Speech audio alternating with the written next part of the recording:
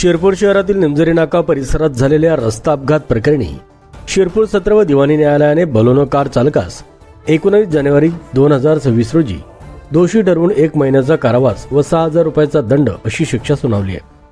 शहरातील निमजरी नाक्यावरील रॉयल बेकरीच्या मागील बाजूस इस्त्रीवाल्याच्या दुकानासमोर 30 मार्च 2018 रोजी सकाळी 8:30च्या सुमारास MH18 AG 9345 क्रमांकाच्या मारुती सुझुकी बलेनो डेल्टा कारने समोरून येणाऱ्या 12 NU 7601 क्रमांकाच्या दुचाकीला धडक दिल्याने अपघात झाला होता। या अपघातात दुचाकीस्वार निलेश वामनराव धाकड व 41 राहणार गणेश कॉलनी निमजरी नाका हे गंभीर जखमी झाले होते। तर अपघातानंतर कार चालक मनोहर आसाराम सूर्यवंशी व 48 राहणार पारोडा जिल्हा जळगाव सध्या मुक्काम पुणे हा घटनास्थळावरून पडून गेला होता। या प्रकरणी जखमीच्या पत्नी रीताबाई निलेश धाकड यांनी शिरपूर शहर पोलीस ठाण्यात फिर्याद दाखल केल्याने अपघात व मोटर वाहन कायद्यान्वये गुन्हा नोंद करण्यात आला होता।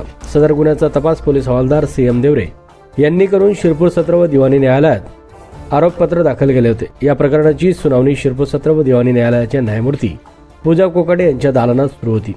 या प्रकरणात सरकारी अभियोक्ता अवधूत भावसार यांनी प्रभावी युक्तिवाद केला। दरम्यान मनोहर सूर्यवंशी यांच्या विरुद्ध दोषारोप सिद्ध झाल्याने सुनावणीनंतर न्यायमूर्ती पूजा नारायण कोकाटे यांनी आरोपी मनोहर आसाराम सूर्यवंशी यास 1 महिन्याचा कारावास व 6,000 रुपयाचा दंड अशी शिक्षा सुनावली आहे।